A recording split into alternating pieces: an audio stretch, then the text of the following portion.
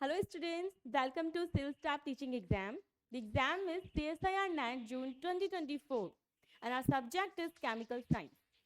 I hope, first of all, that I hope I'm clearly audible and visible. Correct? You can see all setup here. Great. So let's start our class. Today, our session is about last 20 days strategy. हम जानते हैं कि अभी जून 2024 के exam आने वाला है. Hardly 25 और 20 डेज बचे हैं. So it's really important for students to how to strategise all the time. जो भी टाइम बचा है हम उसे कैसे प्लान करें. ठीक है, तो इन टुडेज सेशन हम डिस्कस करने वाले हैं कि जो भी आपको स्ट्रैटेजी रिक्वायर्ड है इस एग्जाम को क्रैक करने के लिए, क्लियर करने के लिए, वो हम यहाँ पे डिस्कस करेंगे. जो स्ट्रैटेजी मैंने फॉलो की थी अपने नेट जीआरएफ क्लियर करने में, वो स्ट्रैटेजी मैं आपके साथ शेयर करने वाली हूँ. बिकॉज रियली इंपॉर्टेंट कि आपको वो स्ट्रैटेजी आप फॉलो करो. Because if you want to clear this exam you have to follow these strategy. Okay. Okay, so as you know that chemical science exam paper, ये तो हमें पता है कि एग्जाम जो आने वाला है जून 2024 में आने वाला है. ठीक है,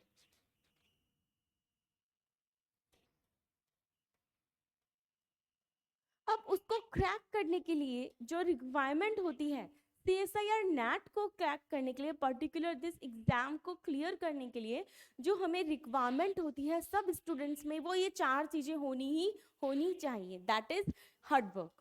तो फर्स्ट थिंग आपको करना है, ये जो बचे हुए 20 दिन है इसमें आपको अपना पूरा 100-200% देना है. ठीक है, ये जो लास्ट के 20 डेज होते हैं बहुत ही ज़्यादा इंपॉर्टेंट होते हैं स्टूडेंट्स. बिकॉज यहाँ पे आप पूरे साल से मेहनत कर रहे हो, पूरे साल आपने बहुत अच्छा हार्डवर्क किया है. लेकिन अगर आप इन 20 डेज में रिलैक्स हो जाते हो, एकदम मतलब छोड़ देते हो कि ठीक है मैंने कर लिया है, अब मैं आराम से करूँगा, मैं इतने टाइम वेस्ट कर सकता हूँ, मुझे आता है, तो यहाँ पे आप गलत हो. क्योंकि ये जो 20 डेज है यहाँ पे बहुत इंपॉर्टेंट टाइम होता है. आपके दिमाग से जो कंसेप्ट है, जो ट्रिक्स है, अगर आप रिवाइज नहीं करोगे तो वो आपके दिमाग से स्लिप हो सकती है, ब्लैंक हो सकते हो आप when ever you see the question in the exam paper. Right, so hard work नहीं छोड़ना है हमें, ये हमें पूरे हमारा एग्जाम खत्म होता है तब तक हमें करना ही करना है. Next, memorisation. अब नेट को क्लियर करने के लिए जो रिक्वायरमेंट होती है वो होती है मेमोराइजेशन. आपको वो चीज़ें याद है या नहीं, आपको कंसेप्ट आता है अलग बात है, आपको कंसेप्ट याद है या नहीं ये अलग बात है. आप जब एग्जाम पेपर में हम पेपर सॉल्व करते हैं तो क्या होता है, जैसे ही हमने क्वेश्चन देखा तो क्या हमारे दिमाग में वो लॉजिक स्ट्रक हुआ कि हाँ ये तो उस वाले टॉपिक से आया था, मेरे उस वाले नोट्स में ऐसे ऐसे मैंने लिखा हुआ है, मैंने पढ़ा हुआ है और मुझे याद है ना. तो that is really important for net exam.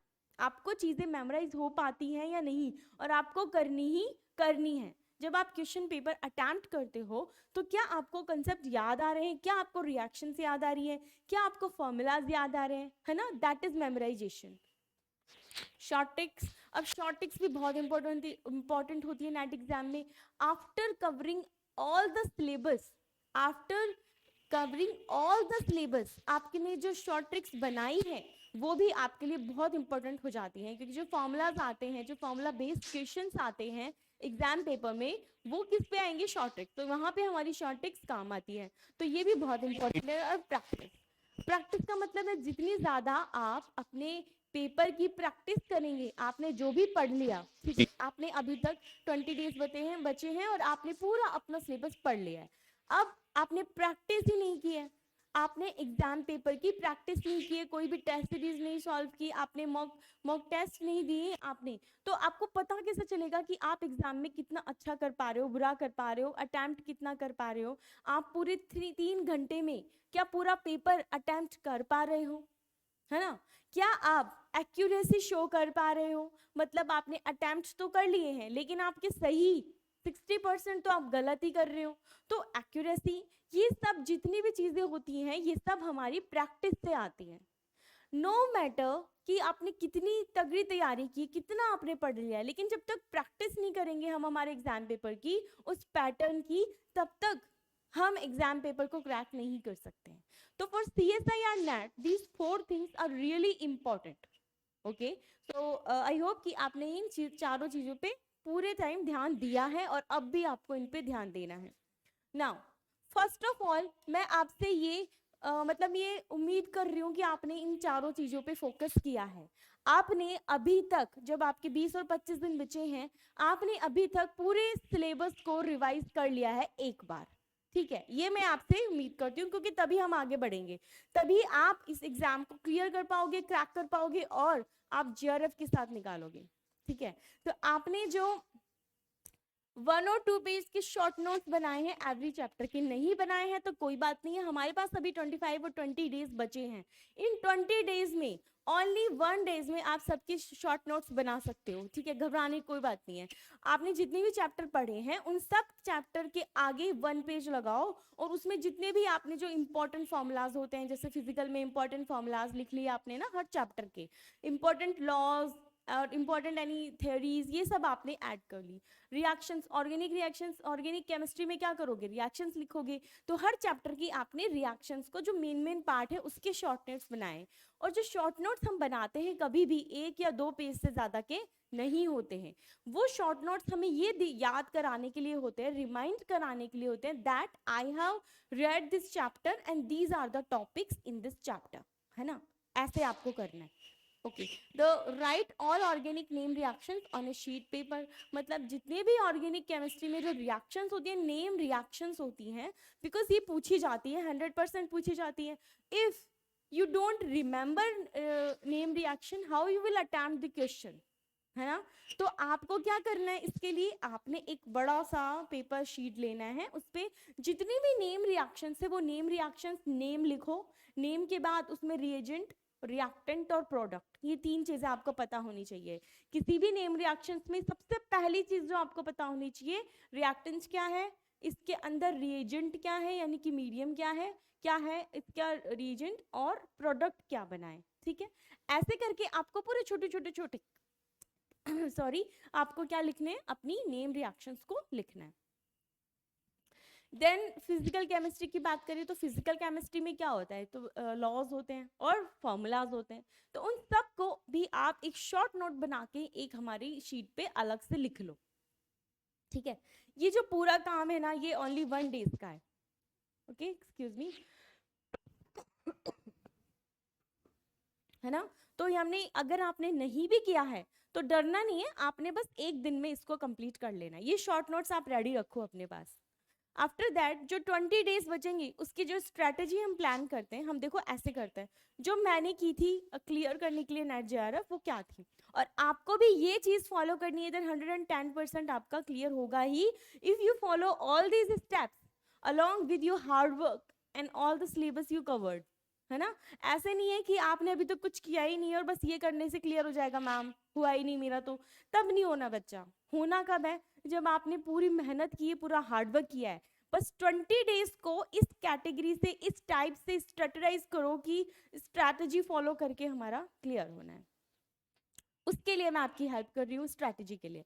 तो देखो हम कैसे डिवाइड करते हैं इसको, हम करते हैं 8 डेज, 4 डेज और लास्ट के 8 डेज में। ठीक है, जो स्टार्टिंग के 8 डेज होंगे हमारे, शुरू वाले जो 8 दिन होंगे, उसमें हमें करना है फिर से रिवीजन।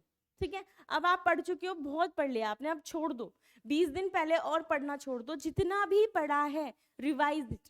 तो 8 डेज में हम करेंगे रिवीजन, उसके बाद 4 डेज हम देंगे मॉक टेस्ट, जो अब हमारा ऑनलाइन पेपर होता है तो उसमें हमें अटेम्प्ट करना है, क्वेश्चन करना है, तो उसके लिए जो प्रैक्टिस करते हैं हमने टेस्ट सीरीज पहले भी प्रैक्टिस की है। ये जो मॉक टेस्ट है ना, ये आपका फाइनल टेस्ट है, मतलब पूरे सिलेबस का 4 डेज तक आप हर डे टेस्ट देंगे, और क्या करेंगे अभी बताएंगे, हम डिस्कस करेंगे, पर 4 डेज तक हमें क्या करना है, टेस्ट देना है। लास्ट के 8 डेज हमें क्या करना है, फाइनल रिवीजन। फाइनल रिवीजन, और रिवीजन बहुत इंपॉर्टेंट है, बिकॉज देखो नेट का जो सिलेबस है वो बहुत बड़ा है, हम कितना भी पढ़ें इसको कवर करने की ट्राई करें, बट ये बहुत बड़ा है। तो इतने बड़े सिलेबस को आपने जो भी पढ़ा है, हमने इम्पॉर्टेंट थ्रू आवर गाइडेंस, आपने हमारी गाइडेंस से, हमारी नोट से पूरा प्रिपेयर कर लिया है। ओके, अब आपने जितना भी अभी तक पढ़ा है उसे रिवाइज करना बहुत इंपॉर्टेंट हो जाता है। लास्ट के 10 डेज 20 डेज तक it's really important because you have to revise everything. Okay, whatever you read you have to revise it. Now starting के 8 डेज को देखते हैं। स्टार्टिंग के 8 डेज में मैम हमें कैसे रिवीजन करें? अब 8 दिन हम शुरू कर रहे हैं, हमारा आज से 20 दिन स्टार्ट हो रहा है और स्टार्टिंग के 8 दिन तक हमको रिवीजन करना है। तो अगर मैं केमिस्ट्री की बात करूँ तो मोटा मोटा यहाँ पे इनऑर्गेनिक, ऑर्गेनिक और फिजिकल होती है ना, that organic, inorganic and physical. तो ऑर्गेनिक, इनऑर्गेनिक और फिजिकल को आपको टाइम देना होगा। 8 डेज को आप कैसे डिवाइड करोगे ये आप पे डिपेंड करता है ना। मेरा सब्जेक्ट था ऑर्गेनिक केमिस्ट्री, तो मैंने इसको ज़्यादा फोकस किया, तो मैंने बोला कि 4 डेज में इसको दूंगी 2 and 2। That's how I divided my starting revision days. Okay, तो आपने क्या करना है, जो भी आपका मेन स्ट्रीम सब्जेक्ट है या आप इसको इक्वल भी दे सकते हो, लाइक 3 4 3। ओके,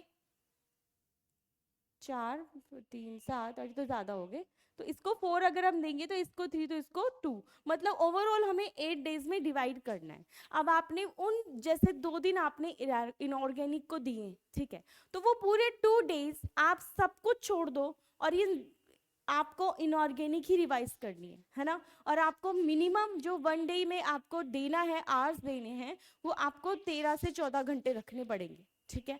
13 से 14 घंटे तो मैं मिनिमम बता रही हूँ, पर अगर आप पूरे साल पढ़ते हुए आए हो तो 13 to 14 आवर्स इनफ। इतना भी ज़्यादा नहीं करना है, थोड़ा सा हमें रिलैक्स भी रखना है हमारे माइंड को। So 13 to 14 hours, if you can do 15 to 16 hours you have to revise inorganic. पूरी इनऑर्गेनिक बैठो सुबह सुबह, बाकी सब भूल जाओ, जितने भी डिस्ट्रक्शन होते हैं सब भूल जाओ, ठीक है, और पढ़ने बैठो, इनऑर्गेनिक रिवाइज करनी है। और जो सबसे बड़ा डिस्ट्रक्शन होता है, क्या होता है? मोबाइल। उसको तो एक अलमीरा में बंद करके लॉक कर दो। कोई आपको 20 दिन तक किसी से बात करने की जरूरत नहीं है, आप सिर्फ अपना कहाँ पे फोकस करना है, रिवीजन पे और इस पेपर सॉल्व करने पे, ठीक है। तो आपने पूरे 2 डेज इनऑर्गेनिक रिवाइज की, कर ली, ठीक है, फिर आपने अपनी ऑर्गेनिक स्टार्ट की। वो पूरे 3 या 4 दिन जितने भी आपने देने हैं, that you have to you give to organic chemistry and you revised it, okay, for 3 or 4 days. After that the remaining days are for physical. So physical जितने भी चैप्टर हमने पढ़े हैं पूरी साल, दैट चैप्टर एक एक चैप्टर फटाफट उठाओ और जैसे 2 घंटे 3 घंटे आपने दिए और 2 और 3 डेज में all physical you had done. Okay, so आपने जो स्टार्टिंग के 8 डेज है, इस तरीके से आपने इसको स्ट्रैटेजाइज किया, आपने अपना जितना भी अब तक पढ़ा है पूरा रिवीजन कर लिया। ओके, आफ्टर दैट जो 4 डेज हमारे बचते हैं उसमें हमें करना है mock test paper. That means जो मॉक टेस्ट आपको देने हैं, ठीक है, 4 दिन रहेंगे, सारे 4 दिन मतलब 1 डेज आपको पेपर सॉल्व करना है। 3 आवर्स का पेपर होता है, वो पेपर आप सॉल्व करो, ऑनलाइन ही होगा। तो 3 आवर्स का आपने पेपर दिया, पेपर देने के बाद क्या करना है आपने? एनालिसिस। ये बहुत इंपॉर्टेंट है, ठीक है।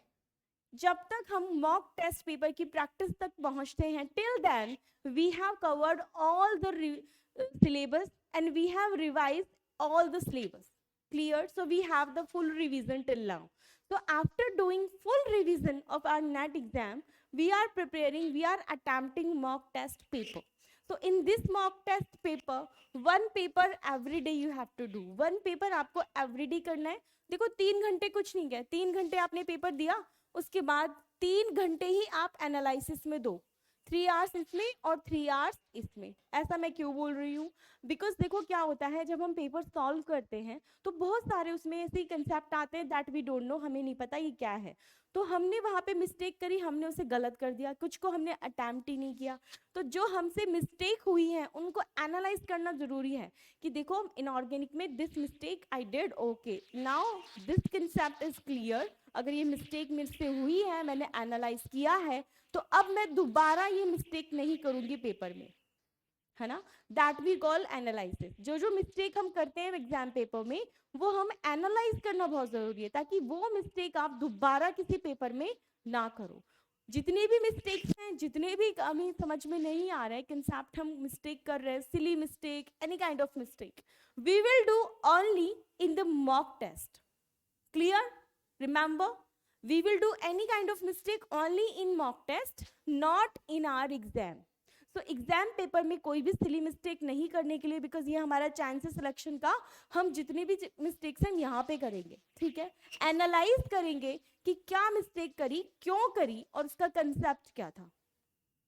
For 4 days you attempted 4 paper for all syllabus, ठीक है, you attempted 4 paper for all syllabus, जितना भी सिलेबस था उसको कवर करके आपने 4 पेपर किए, और अब आप 4th पेपर तक, फर्स्ट पेपर यू डिड और यू फील कि ओके इसमें बहुत गलतियां हैं, definitely whenever you will go to second, third and fourth mock test paper, you will आप इम्प्रूव करोगे अपने आप को, यू विल इम्प्रूवाइज। सो जो आप इम्प्रूव कर रहे हो अपने पेपर में, तो उसमें क्या है, कॉन्फिडेंस आता है कि ओके नाउ 10 डेज बचे हैं, 8 डेज बचे हैं, मैंने पूरा सिलेबस कवर किया है और मैं पेपर कर रही हूँ, तो मुझसे हो रहा है और मेरी एक्यूरेसी भी बढ़ी है, ठीक है। तो जब भी आपको ऐसा फील हो, whenever you feel कि ठीक है मैंने पूरा कर लिया अच्छे से मॉक टेस्ट पेपर, और आपको कॉन्फिडेंस अच्छे से आ गया कि हाँ 100% मेरा कॉन्फिडेंस बढ़ गया है, तब आपको रुक जाना है और पेपर सॉल्व नहीं करने, ओनली ये 4 पेपर सॉल्व करने, इसके बाद और सॉल्व करने की जरूरत नहीं है।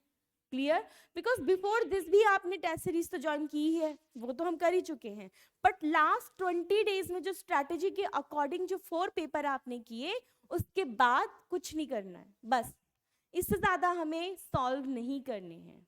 क्लियर? तो ये 4 मॉक टेस्ट हमने पूरे सिलेबस के कर लिए। After that we are completely confident, है ना, कॉन्फिडेंट है हम में, बूस्टअप है हम हमारे मॉडल में। तो यहाँ तक हमारा अपना हो गया, मॉक टेस्ट पेपर का हमने भी प्रैक्टिस कर ली। आफ्टर दैट जो 6 डेज बचते हैं, ठीक है, अब एग्जाम के 8 दिन बचे हैं, उसमें से जो 6 दिन है उसमें आपने क्या करना है, आपने जो फाइनल रिवीजन करना है, क्या करना है, फाइनल रिवीजन। हम फाइनल रिवीजन में हर सब्जेक्ट के हर पार्ट को 2 डेज दे रहे हैं, 2 डेज दे दो आप सबको, 2, ठीक है। तो 2 में इनऑर्गेनिक, 2 में ऑर्गेनिक, 2 में फिजिकल। अब यहाँ पे आपको क्या करना है, जो भी आपने पेपर दिया उसमें जो आपने गलतियां की हैं उसको भी अपने पेपर उसमें ऐड कर दो। जो भी मिस्टेक आपने कंसेप्चुअल मिस्टेक की है उनसे सीखो कि हाँ मैंने ये क्वेश्चन तो गलत कर दिया, क्यों गलत किया। तो ये जो 6 दिन है इसमें आपको ये वाला करना है, जितने भी चैप्टर हैं वो सब भी क्या करने हैं, रिवाइज करने हैं, ठीक है। ये आफ्टर डूइंग मॉक टेस्ट वाला रिवीजन, वो पहले वाला रिवीजन था। तो इन 20 डेज में आपको टेस्ट पेपर और रिवीजन बस 2 ही चीज करनी है। टेस्ट पेपर हम एग्जाम के 10 दिन पहले या 8 दिन पहले तक ही देंगे, उसके बाद नहीं देंगे, उसके बाद हमें टेस्ट पेपर नहीं अटेम्प्ट करना है, ठीक है। हमें पहले ही कर लिए हैं सब कुछ, उसके बाद सिर्फ हमारा रिवीजन चलेगा। रिवीजन में तो आप चाहे कितनी बार भी करो कम होता है ना। जब तक आप 4 या 5 टाइम्स रिवाइज नहीं कर लोगे, मेमोराइजेशन नहीं होगा, और मेमोराइजेशन नहीं होगा तो अटेम्प्ट ऑफ क्वेश्चंस नहीं कर पाएंगे। क्लियर? समझ में आ रहा है? तो ये बातें थी, है ना। तो हमने क्या किया, लास्ट 6 डेज में जितने भी पेपर हमने सॉल्व किए उसमें जितने भी मिस्टेक्स हमने हुई, उन मिस्टेक्स से हमने सीखा, उन कंसेप्ट को हमने लर्न किया, और फिर हमने उसके साथ हमारे चैप्टर्स को रिवाइज कर लिया 2 डेज में। बिकॉज अब तक हम 3 और 4 टाइम्स रिवाइज कर चुके हैं। आप खुद देखना, जब आप रिवीजन करने बैठोगे at this point in these days, आपको फटाफट चीजें याद हो, आपको माइंड मैपिंग में पिक्चर्स दिखाई देंगी कि टॉपिक ऐसे ऐसे लिखा हुआ है ना। तभी तो आप तभी तो अटेम्प्ट कर पाओगे क्वेश्चंस को, राइट। ये हो गया हमारा। आफ्टर दैट लास्ट डे, अब ये बहुत इंपॉर्टेंट होता है, बिलीव मी, ये लास्ट डे जो एग्जाम से पहले वाला लास्ट डे है बहुत इंपॉर्टेंट होता है। एग्जाम अगर आपका 25 को है, 26, 27 है ना, ये एग्जाम है, तो यहाँ पे क्या होगा कि 20 आपका 24 को है, और तो आप 24 को थोड़ा रिलैक्सिंग हो सकता है, कुछ भी हो सकता है, अब डिपेंड करता है, कई बच्चों को नहीं पढ़ना होता है, बट बहुत इंपॉर्टेंट है कि आप जो लास्ट डे आपका एग्जाम है, इस दिन आप एक तो पहले तो कॉन्फिडेंट रहो, काम रहो, घबराओ नहीं, जितना पढ़ लिया बढ़िया पढ़ लिया, और अच्छा ही आप अटेम्प्ट करोगे, अच्छे ही आप मार्क्स लाओगे। इस बारे में नहीं सोचना है। सोचना क्या है कि हाँ मैंने पूरा पढ़ लिया है, अब मेरे से मैं बढ़िया करने वाला हूँ, ठीक है, करने वाली हूँ। और उससे बाद में आपको क्या करना है, जो एक दिन बचेगा उसमें आपको 15 आवर्स एक रिवीजन प्लान तैयार करना है। सुबह बैठ जाओ 7 बजे, और early in the morning start करोगे तो बहुत अच्छा रहता है। 4 o'clock और 5 o'clock in the morning start करो अपना revision. For every part like inorganic, organic and physical give maximum 5 hours। 5-5 घंटे आप डिवाइड करो, 4 भी कर सकते हैं। तो उन उसमें आपने क्या किया है, जो डिवाइड कर लिया 5 5 और 5 आवर्स, इसमें आपने अपने तीनों सब्जेक्ट को फटाफट बैठो, अपनी नोटबुक खोलो और हर पेज को ऐसे ऐसे निकालते हुए पास करो अपनी आईज के थ्रू। मतलब कहने का है कि ये जो फाइनल डे वाला रिवीजन है ये बिल्कुल स्किप नहीं करना है, बहुत इंपॉर्टेंट होता है। सुबह से लेके शाम तक बैठो, कोई बात नहीं, रात के 9 बज रहे हैं, 9 बजे तक, मॉर्निंग से 9 बजे तक आपने 12-13-15 घंटे निकाल के कैसे भी ये 5-5 घंटे का रिवीजन करना है बस। इसके बाद कुछ नहीं करना, बस फिर बंद कर दो बुक और अब आप पूरी तरह रेडी हो एग्जाम देने के लिए। Correct? So that how you have to, आपको स्ट्रेटेजाइज करनी है अपनी पूरी 20 डेज, तो पूरी 20 डेज आपको ऐसे प्लान करने हैं फॉर नेट एग्जाम। ठीक है, आई होप कि आपको समझ में आया और आप इस बात को फॉलो कर पाएंगे तो आपका एग्जाम डेफिनेटली क्लियर होना ही है, क्योंकि जो लास्ट के 20 डेज की जो स्ट्रैटेजी है बहुत इंपॉर्टेंट हो जाती है। So that's it for today's class, today's session, and thank you. If अगर आपको पसंद आया तो आप इस पे कमेंट जरूर कीजिए हमारे वीडियो पे, जो कि सिविल स्टैम्प टीचिंग एग्जाम पे आने वाला है। और all the best for this exam, because मुझे पता है आप लोगों ने जम के मेहनत करी और आप निकालने वाले हैं उसको, ठीक है, वो भी JRF के साथ में। तो अगर आपको हमारा ये पूरी इन्फॉर्मेशन इन्फॉर्मेटिव लगी है तो आप यहाँ पे हमारे चैनल पे जाके उसे लाइक करिए, सब्सक्राइब कीजिए और कमेंट में मुझे बताइए कि हाँ मैम ये मुझे बहुत अच्छे से मैं इसको फॉलो कर पा रही हूँ और मुझे बहुत कॉन्फिडेंस आया है इस चीज़ को फॉलो करके। ठीक है, सो आपके एग्जाम के लिए all the best, thank you.